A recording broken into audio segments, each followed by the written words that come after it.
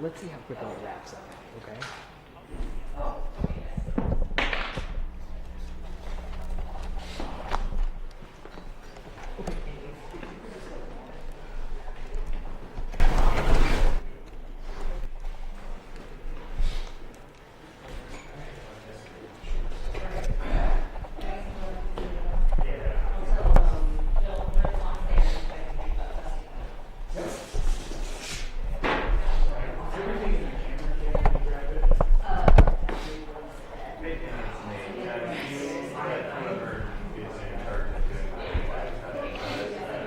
Is this the first time in here? What's that? Your first time over here? Yeah, in here. I covered something for the ledge last week. A couple of gun bills. Yeah. Turned into a marathon evening. Yeah. No, I have not been in this. This is quite lovely. So you're going to try to take you as soon as you get out of here? Or? No, That's good. Okay. they're only 5 and 6. Lindsay's going to do the 4:30 since she's doing nothing. Oh, okay. I know. That's weird. We don't want to rush you. Okay. A graphic VO side is not rushing. No. I'm surprised they wouldn't want it out of the horse's mouth. Well, they're going to take They're going to take it. Yeah. Well, That's too bad. I feel bad for that person.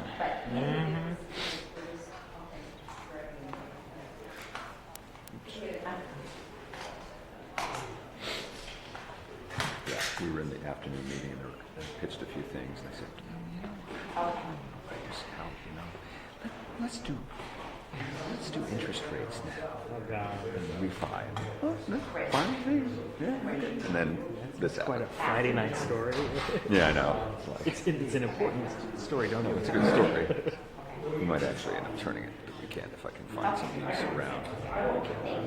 Refi guy. My original plan was to do Facebook Live at my phone. Okay, that sounds great. And do you want me to introduce the governor or is Julie? Okay. Okay, sounds perfect. And also, really quickly, I'll just take her cue. You don't have to go like at the cue, if that's all right with you. Yeah, okay, great. Thank you so much. Okay, cool. Bye-bye.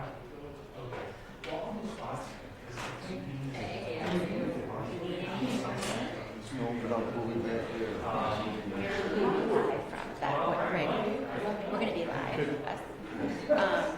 You're the governor. Camera. Should we?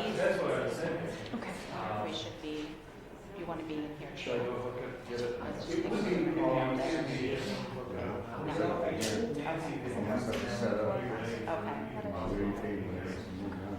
can do one of two things. Either do it here In the back of the room. with live view or run downstairs. Well, yeah, but then there's a delay with the live view sometimes. I'm saving the spot. I'm just gonna back up. So that's fine.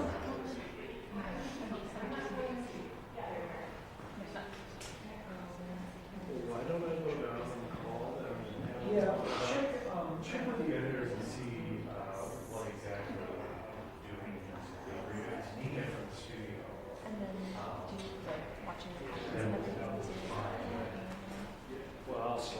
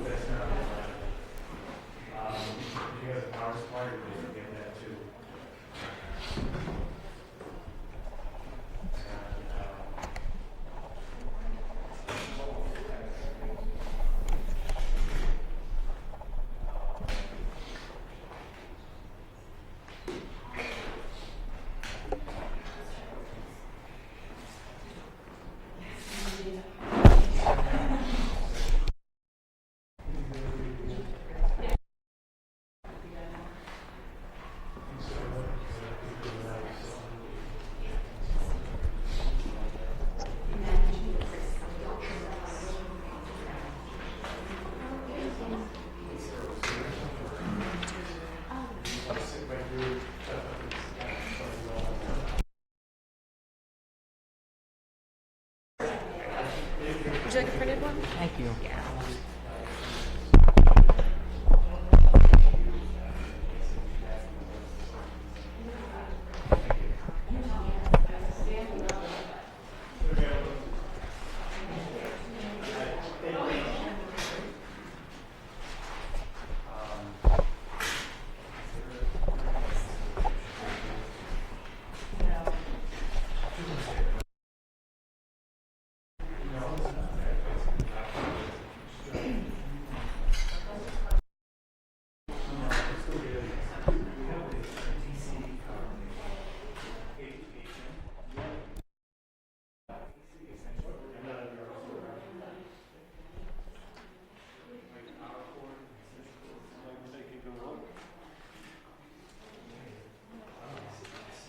Okay. That's a good way to do it. Yep.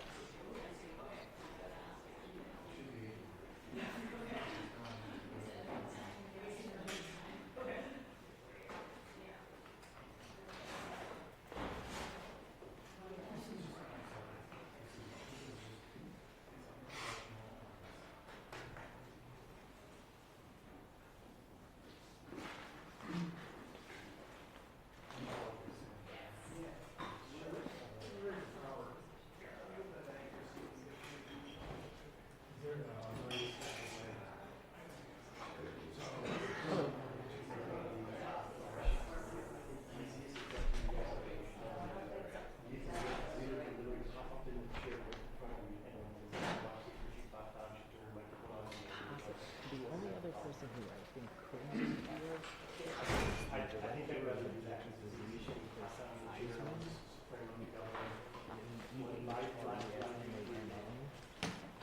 I could see her being yeah.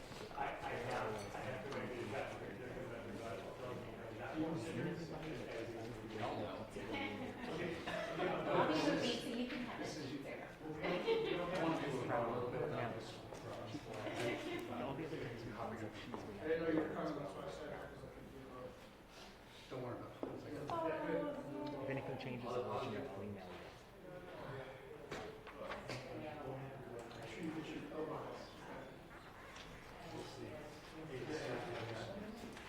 Hey, good morning. How you doing?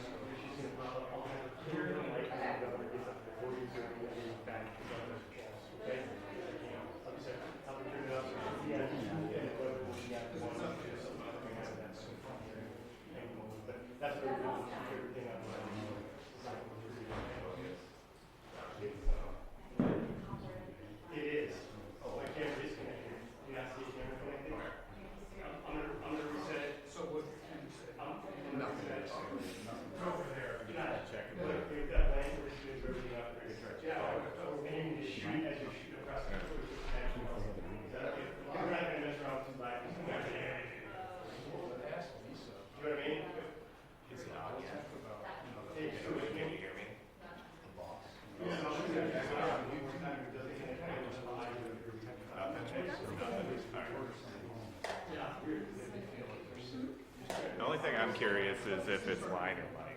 Yeah. That's all.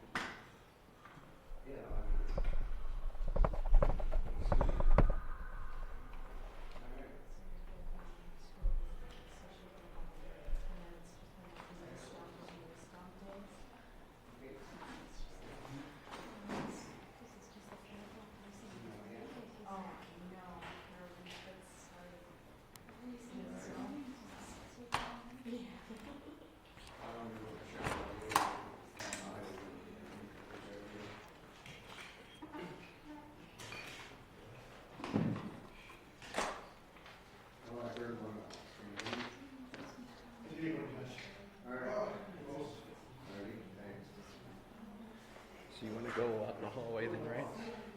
Yes. Okay. Yep. We'll use their live view. Travis is out front. I don't know what he's doing.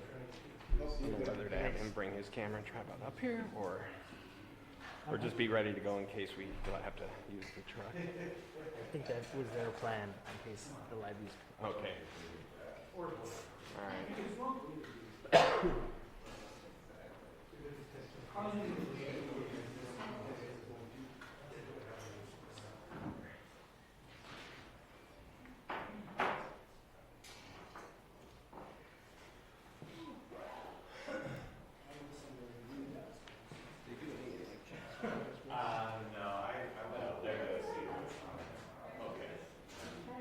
I just have on the mirror, just in case. Or I mean, it's not. Yeah. There's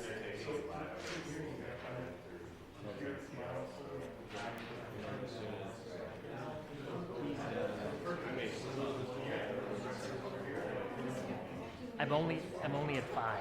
Oh, you're at 5? Yep, Okay. yep. They're gonna take it straight up. They're gonna take the whole thing when it starts. They're gonna take you. Yeah, I got it. You have your IP. Okay.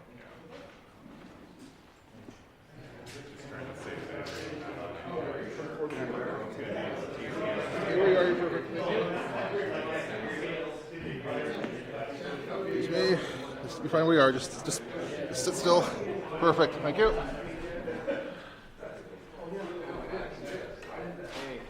Cool way.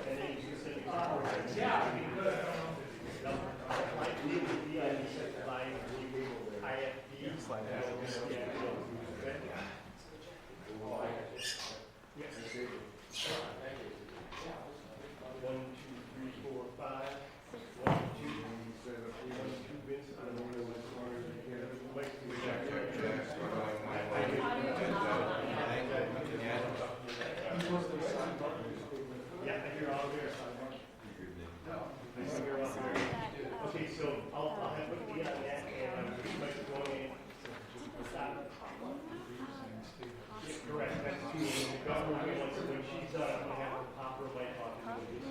Yeah, that's what they said too. So I was like,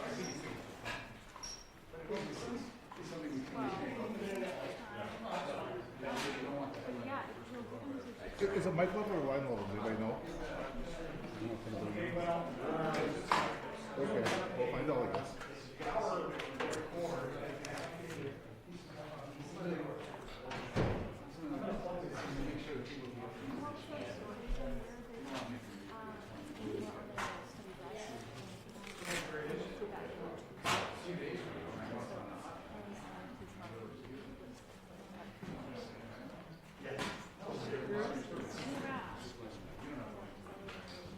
Got a long cord, yeah. I got a spare for you.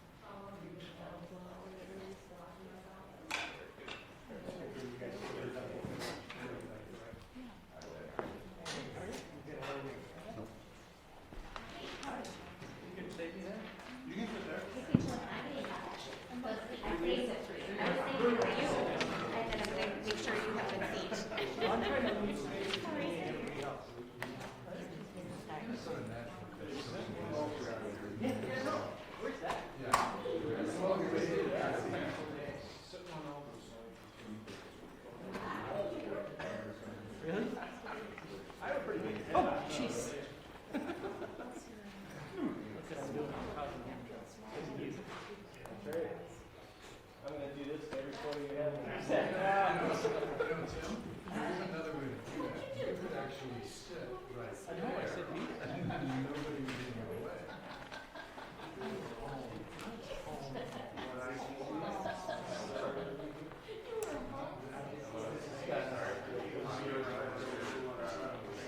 Join me on this one.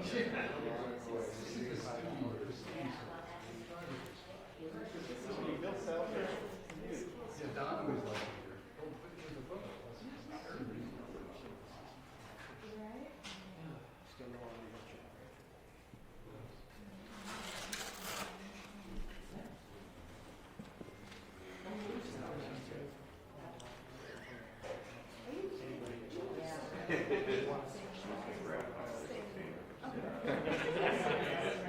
Could you imagine if you had to do that for every store? That's the spirit. Well, you know.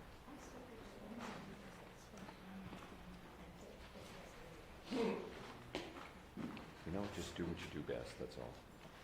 That's all.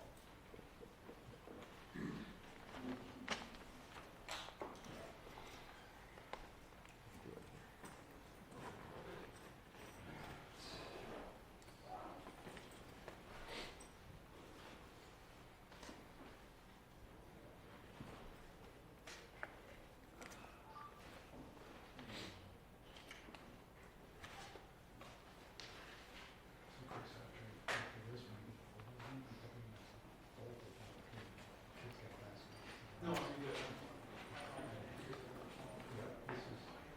I was looking at this change price numbers right now, that yard is so I was hoping not have to.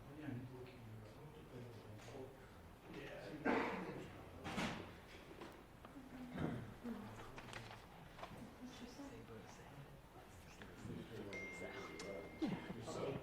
Maybe they'll say it. Then there's She was moving the light, sunlight. Yeah, but it's, I mean, you can see what's going on actually. they should make it nicer. I know, it's otherwise not the actual. It's called like sunlight.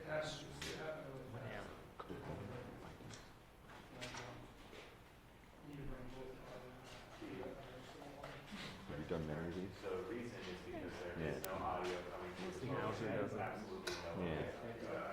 Yeah, actually, I tried to reach out to him to, hey, you know what's going on? He does the pre-game and post-game show. Oh, yeah, that's his little break from all this, right? Yeah. Sorry, excuse me. Where do you want me at?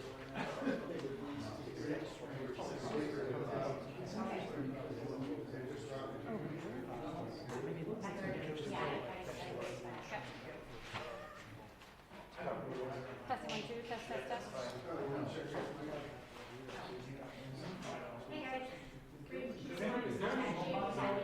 Nobody has audio there. I used to hate doing things. That's all it was. It's easy. And then they would start, and you're still talking. Yep. It's like, And everybody else. everybody else is like, Come on, man. yeah.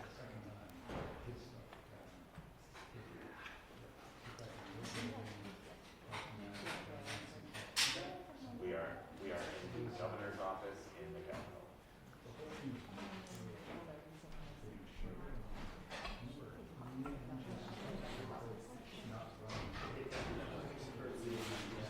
The governor's office.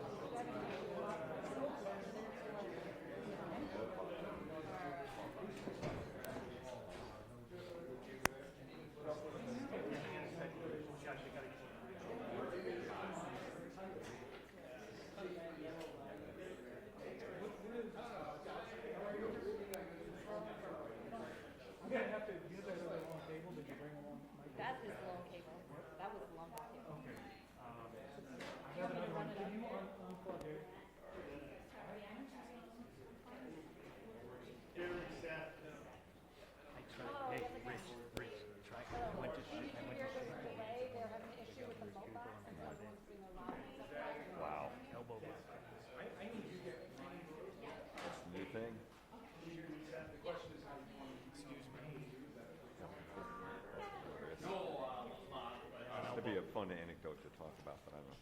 Yeah. We've had it. Okay, got it. I'm ready. I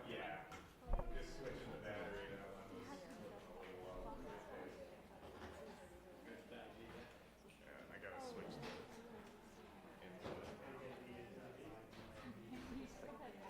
Mooring. Did they say they're gonna be able to give a warning?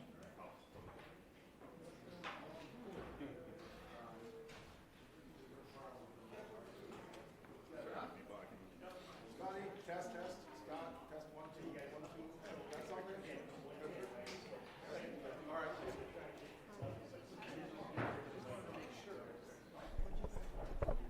They will.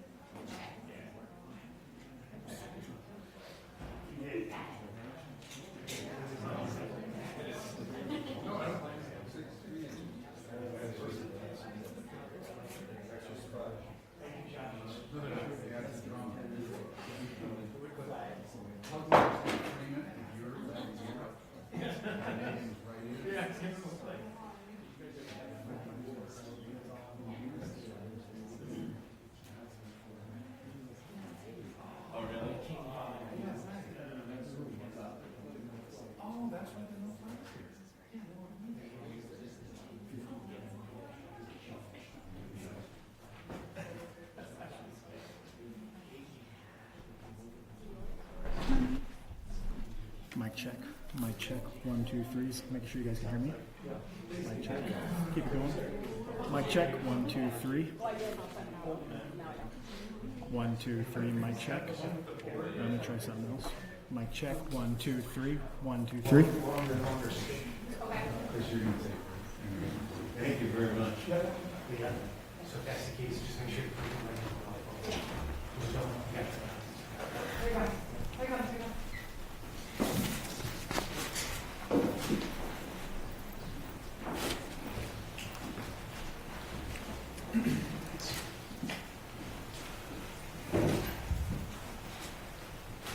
Good afternoon, everyone, and thank you for joining us. Today we learned that Minnesota's first confirmed case of COVID-19 coronavirus is here. Our thoughts and prayers are with the patient and their family at this time. I want to thank all of the public health officials and the experts who are here with me and you'll be hearing from. As we watch this outbreak spread in other states and countries, we knew it was likely that we would see it here in Minnesota at some point. State and local governments have been working hard for about the past month to prepare, as many in the private sector have. I'm confident Minnesota is prepared for this.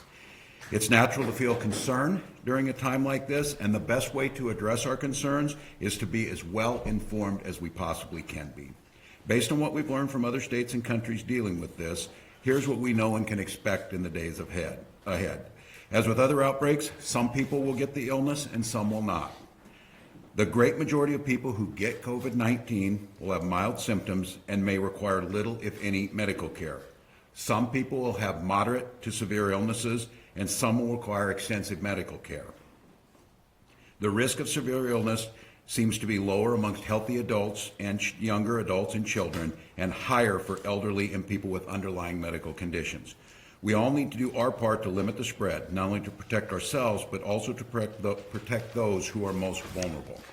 As I said, the state of Minnesota is taking this very seriously and has been for weeks. All state agencies have come together to coordinate preparations, and we are receiving multiple daily briefings from the team. We're in close contact with both federal and local partners and continue to monitor developments with the corona outbreaks in other states. Minnesota is fortunate to have a strong public sector, health sector, and a world-class healthcare providers working hard to keep us healthy, and their efforts are just part of the overall response we'll need. We're at a point where Minnesotans have a very important role to play in limiting the spread of this outbreak in our state. We need to do our part by following the experts' guidance. This includes those three very important things you're hearing over and over again. Cover your cough with your sleeve, wash your hands promptly with warm soapy water for over 20 seconds, and of course, stay home and away from people if you are sick. This is especially important if you have contact with elderly people or those at risk.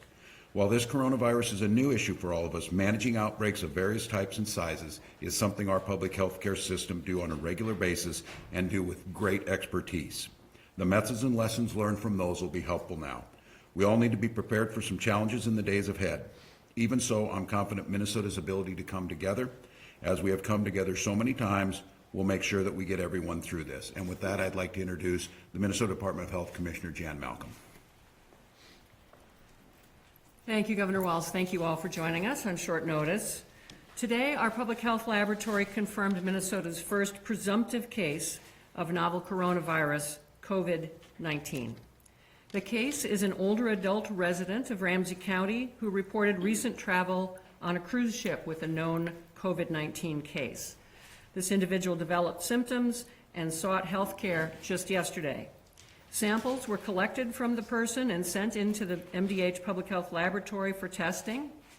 As you know, we've been testing just since Monday of this week. That we received those samples late yesterday, ran the test today, and just confirmed the test early this afternoon. MDH is awaiting confirmatory testing from CDC, but health officials consider this presumptive result, this presumptive positive, to be actionable, which is why we are notifying the public and working with this patient now to begin the investigation. The patient is currently isolated at home, did not require hospitalization, and is recovering. MDH is working with Ramsey County Public Health to identify and contact all those who may have come in contact with the infected person. These people who may have been in contact with the person will be asked to quarantine themselves for 14 days from the date of their exposure and will be monitored for fever and respiratory symptoms. In a few minutes, I'm going to ask Chris Erzman, our Director of Infectious Diseases, to provide you with more details about the actions being taken by MDH and our local partners. Confirming a case of COVID-19 in Minnesota is certainly something that we have been expecting. We understand that it is cause for concern. As the governor has indicated, it just confirms that we need to continue to double down on our preparations and move into the next phase of our planned responses for cases of COVID-19 in Minnesota. This is cause for concern, but not panic. Certainly not unexpected. The likelihood that we would see one or more cases certainly has been going up steadily in recent days, as we have seen the increases in number of cases in other states as well as around the globe. It's really important to emphasize that this is a travel-related case of exposure. This is not a case of community exposure of unknown origin. That is a critical distinction. So this is why preparing for these cases in Minnesota has required us to increase the intensity of our planning in recent weeks and has had us step up our communications with the public to encourage Minnesotans to start following those recommendations that can help us slow the spread of the illness and protect our fellow Minnesotans. As the governor has said, most of us, healthy Minnesotans, will be and remain at low risk for this, but it's important that we all do our part to protect those in our community who are at higher risk, by virtue of age and underlying health conditions. Public health workers and healthcare providers have a lot of work to do to help protect Minnesotans, and we need all of our fellow Minnesotans to step up to help. We need to ensure that our families and individuals are prepared for community mitigation measures that may come in the days ahead as the COVID disease may spread in our communities. Depending on how the outbreak proceeds, as we have said before, these interventions to limit community spread may include things like temporary school closings, postponing large community gatherings, or working with employers to have more of their workforce working from home. Obviously, these measures may create inconveniences of their own, so it's a good time for all of us to be thinking now about how we can best prepare ourselves, our families, and our workplaces to be resilient. We like to say in public health that we always are trying to prepare for 1 or 2 stages ahead of where we actually are. I just want to reinforce again that the importance of this being a travel-related case of known origin. We're doing exactly what we have planned for and prepared to do with the first case to be identified in Minnesota. And with that, I would like Chris Erzman to give you a little bit greater insight into the specifics of our actions. Chris. Thank you, Commissioner. I'd like to tell you a little bit more about what we're doing at the Health Department to respond to this case. And I'm sure that you will have lots of questions, but I want you to know that we first heard about this positive case at 12:40 this afternoon, and we are in a press conference with you at 4 o'clock. So there are a number of things that are currently being worked on back at the Health Department, so we don't have all the information that we'd like to be able to share, but we wanted to make sure that you heard about the case as quickly as possible. As the Commissioner said, our actions include reaching out both to the healthcare system where this individual was seen to make sure that they have the information that they need about potential exposures. We also are interviewing the individual to find out where they were in the days prior to their diagnosis. So we will be identifying who was possibly exposed and then reaching out to those individuals. Should there be a situation in which exposures occurred in a setting that was a situation in which we cannot identify individuals, we will be letting the media know if there's anything that the public needs to do. As the Commissioner mentioned, our actions right now are focused on containment, and what that means is we're focusing on isolating the individual as well as quarantining any contacts that are identified. We haven't reached the stage in Minnesota where community mitigation is necessary, and what we mean by that are things like broader school closings, having to cancel large events, that type of thing. We'll be continuing to monitor the situation as we get additional cases, and we'll make recommendations as needed as this situation in Minnesota develops. I'd just like to emphasize that the messages that you've heard from the governor, from the commissioner, and now from me, which don't sound very exciting, are incredibly important. And that remains to cover your cough, make sure that you're washing your hands often, and stay home when you're sick. That's the best thing that we can do now to protect Minnesotans from all respiratory diseases. Thank you. And I'd like to turn it over now to Kathy Hedin, who's the Public Health Director at Ramsey County Public Health. Good afternoon. I'm Kathy Hedin. Ramsey County is here to support MDH with this local response. I'd like you to know that our staff have expertise in performing a range of support functions, anything from contact investigations to monitoring to delivering groceries and supplies. That's part of our role as a local public health department. We are very experienced with these protocols and methodologies and have regularly performed them and practiced them in response to other outbreaks and conditions, such as tuberculosis and hepatitis A. Should MDH need us to help with other aspects of this health response, we are prepared to do that as well. Over the past several weeks, we have been communicating with our local communities and community partners, as well as employees of Ramsey County, these same precautions that you've heard today. Again, covering your cough, washing your hands with soap and water for over 20 seconds, avoiding touching your face, that's hard to do, and staying home if you're sick. We're aligned with our state and federal partners on this response, and we will continue providing the latest information to our Ramsey County residents at ramseycounty.us/coronavirus. Thank you. Well, thank you all. Thank Ramsey County, the commissioners, for the work they do. And we have our Director of Emerging Management Services, Joe Kelly, is here with us. And, of course, Commissioner Harrington, Department of Public Safety, of all the coordination that goes together. So the message is to the public is that this was anticipated.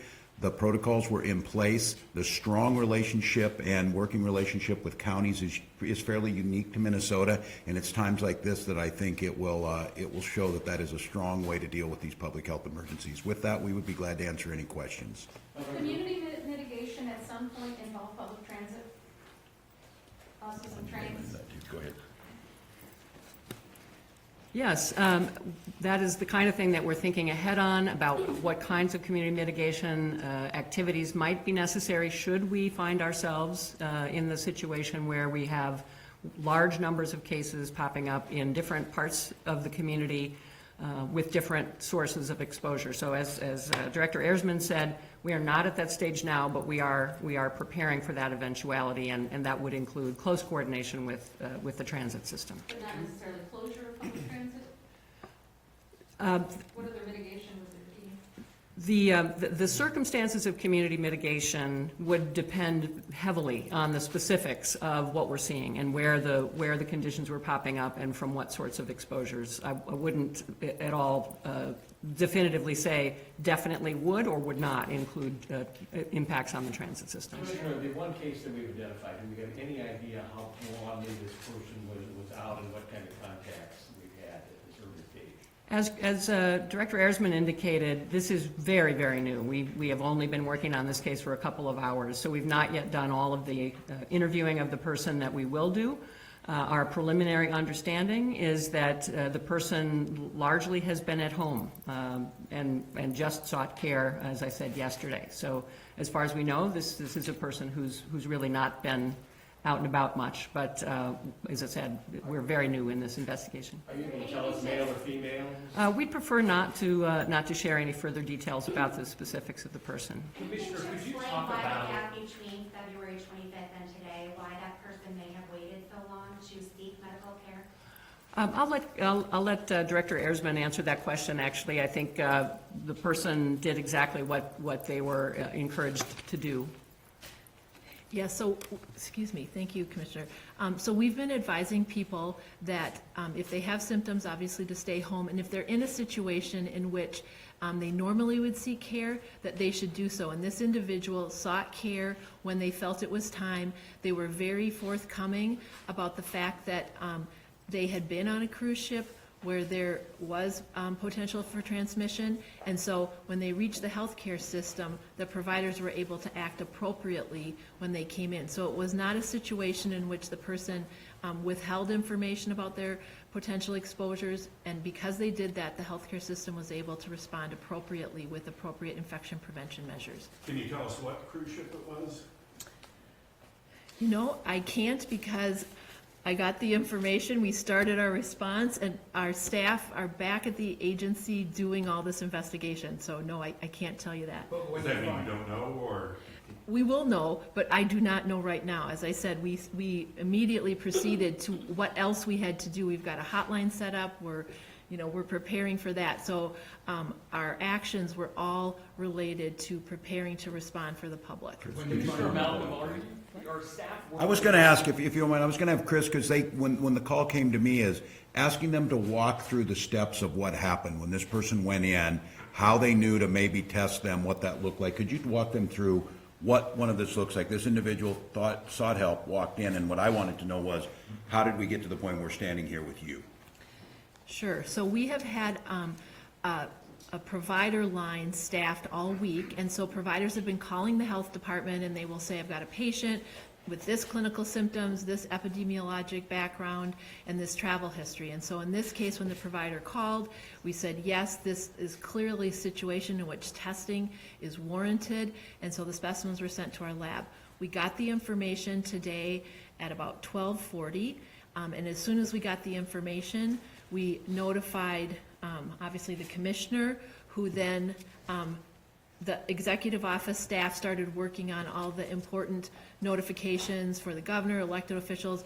For those of us that are more the boots on the ground, we were meeting to make sure that we had staff to do the investigations, to be able to contact individuals who may have been exposed, to contact all of our partners that need to know, to make sure we had staffing for the weekend and a hotline. So those are all the things that have taken place since 12:40 today. And so I do apologize, but we have not had time to rebrief to get more additional information. wasn't quarantined and there were flu symptoms present? Can I follow up? Was the person alone? Were they traveling with family and friends?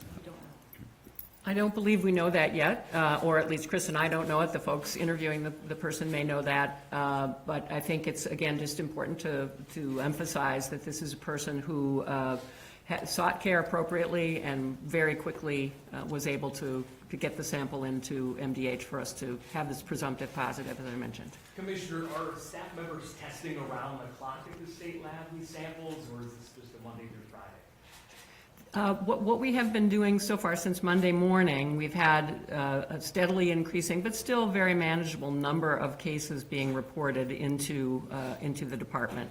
So we are able to turn those results around on a same-day basis so far. We have not yet had the need to open up testing beyond our normal hours, because we've been able to produce those results quite quickly. But they will be testing all weekend. But they will, Chris just reminded me, because of our expectation of heightened interest and perhaps additional reports, they will be testing all weekend, which is not our norm, if there are samples. Is it that you have a lab in the state now? How significant is it that you have a lab in the state that can do these tests, as opposed to sending them to Atlanta? Well, I think this is a really good example of the benefit of having the capacity to do these tests in our own state public health lab. I think we've got one of the finest labs in the country, and the benefit of being able to get the samples and turn them around this quickly and begin the work of interviewing the individual and following up with any contacts the individual had during the period during which the individual might have been symptomatic is extremely valuable to this investigation of being able to identify contacts quickly. Commissioner, can you or perhaps give us there have been some delays in terms of who gets tested. What's Minnesota doing in terms of ensuring that all who show symptoms get tested? I'll ask Chris to speak to kind of what is the current testing protocol. We have said we're very glad that we have this capacity at the state level. We have plenty of capacity to test those patients who meet the clinical criteria, and we know that the public interest in testing continues to grow. So we'll be working on making testing more widely available, but it is still very much the case that we are following certain protocols as to who gets tested. Yeah, so the ultimate goal is that testing is available widely, and we anticipate that early next week there will be additional laboratories that will be able to do testing. At this point, it is the Department of Health lab, and so we've asked providers to consider certain criteria, clinical symptoms, and then travel history, exposure to a known case, individuals with a very, very severe illness with unknown cause otherwise, and then also healthcare providers who may have symptoms. Those are the priority groups right now that we're looking at for testing. But as I said, once testing becomes more widely available, then providers can test anyone that they're concerned about. Chris, is this individual still an infection risk, and why allow the person to recover at home rather than perhaps in isolation in a hospital facility? Well, a couple of things. The individual, we'd be concerned about infection risk or transmission for as long as they're symptomatic, and we recommend that people stay home for a full 24 hours after their symptoms resolve.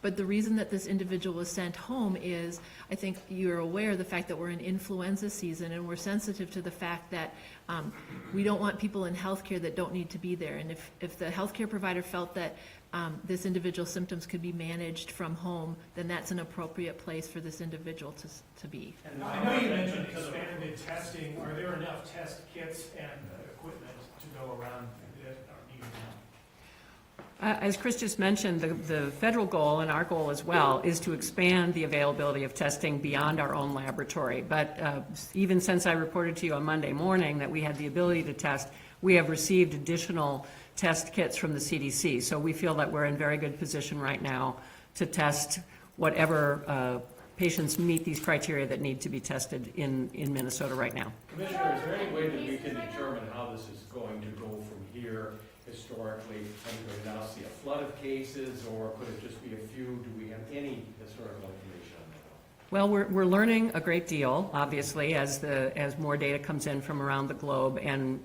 within the United States. I think it's very important to remember, and it's quite logical that everyone would wonder, are we now going to suddenly go from 1 to hundreds or thousands? That is certainly our hope to prevent that, and is not necessarily the trajectory that we would see. I'd remind us all that our colleagues in Wisconsin were among the first to report a case. They had one case several weeks ago. They still have one case. So I think it's just to keep it in context that our whole goal here is to now work aggressively in the containment mode to make sure we identify as many other potential cases that are out there as we can to work with them to contain the growth of the spread of the disease. That's our entire goal. Are you going to increase your request for resources? You had asked for 25 million.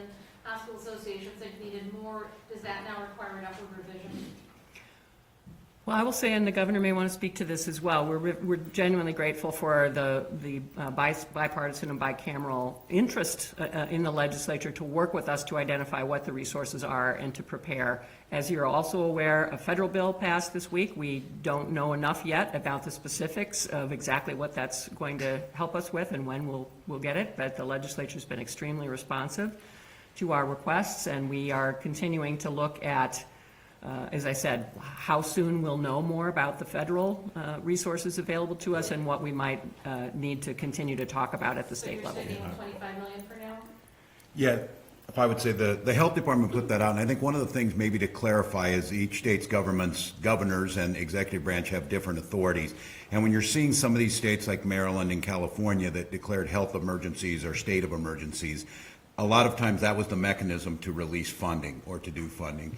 The health commissioner has a lot of these authorities as exists, and I think the legislature, by showing their quickness in working on this, they're thinking about how they can make sure that they will put enough in, and I know that the speaker talked about she doesn't want to have to come back for a special session to do this. So I think as this is ongoing, the one good thing about this is there is very close communication with the legislative branch. They are there to assist. They immediately took up the numbers that were presented, but the commissioner had been talking about this early on as people were preparing. Were they thinking as deeply as they could have?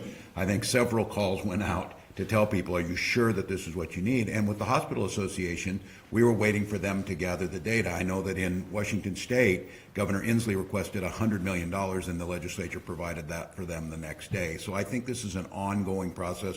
The question is very good. Our hope is, as always, that this would be enough, but we don't hope, we plan. And so as this unfolds, we'll stay in close communication. The legislative leaders were immediately notified in that chain of command from Chris once it came, so they're very well aware of what's happening. Just a couple more minutes. We had one in the back. Two quick questions. One, are there any pending cases right now? Because I know I asked that partially because earlier in the day it said 0 pending on the website, and then this one not there. We have actually had 2 runs today from our public health laboratory. We had this case that was positive, and the additional cases were negative. So we don't have any more pending cases for today. The 2 runs were done. Certainly tomorrow they'll be running more, tests, and we could have cases tomorrow. Did this person have coworkers? How the person is, obviously their health is a concern, but also just their emotion, how they're feeling. This is obviously a unique place to be. Are they scared? What are they feeling in that respect right now? Spoken to them. Well, certainly, yes, I'm sure no one wants to be the first case of anything in a state. But as we said, our team is working on this. So, we're here to give you information, and there is a beehive of activity happening at the department. And so we'll certainly have more information in the days ahead. But I'm sure the individual is relieved to have a diagnosis and to know, what they have. Does this individual have coworkers? We don't know that, but as I think we indicated from the age of the individual, I think it's fair to say that that's not very likely. Last question. Look at the timeline again. When we look at February 25th, and I know that we're applauding that the healthcare workers did respond effectively and quickly, but if they waited more than a week to get checked out, given that they were on this cruise ship that had a positive COVID case, is there any sort of warning that others could heed? Not that we want to point a finger at this person, but that maybe people should be seeking medical assistance earlier, confirmation earlier, particularly if they think they may have been exposed? Again, I think that's precisely the point of the investigation that's going on now, is to try to identify those contacts. And certainly, we will continue with our general messaging to the public and reminding people, particularly of recent travel history, to monitor their respiratory symptoms and be in contact with their healthcare providers to help them sort out whether they should be tested for COVID. Was this cruise ship quarantined, and will you tell us the name of the cruise ship? We don't have any. Right. We're starting to get ahead of ourselves, so we're going to end in just a minute here. Yeah, I think we, as we said, we don't know the details of the cruise ship's history. We certainly will share that as we're able to share it. Can I try to quickly, Chris, or maybe Kathy, what are you doing to support this individual at home? Are you bringing food to them? Do you have security at the house to keep them there? This will be the last answer today, folks. Governor's got to get back to it. Certainly. So our staff will be reaching out to this individual. They'll be explaining the expectations for them to stay at home until their symptoms, subside. And so we'll be working with them on those expectations. And as part of that, we will let them know that if they are in a position where they have needs for essential services, then we will be working with Kathy and Ramsey County Public Health, because it's the local public health agencies that we work with to provide those services. So they are the boots on the ground when it comes to providing the services for these individuals, whether they're in isolation or quarantine. Okay, thank you, everybody. Teddy, I'll just wrap up. I want to say thank you to all of you. It's really important now that we're partnering together. This is about information. These questions you're asking are very logical, and I think people are really going to be hungry for information. Our team is going to be in close contact with you. I would assume over the next several days we will be back here, or there will be information flowing as quickly as possible. So I want to express my gratitude for the ability to get out good information, make sure people aren't confused. They're getting factual information from the health expert, and they can feel confident that the state, the county, the local, and the federal government are all collaborating together. So thank you all, and we'll be back in touch.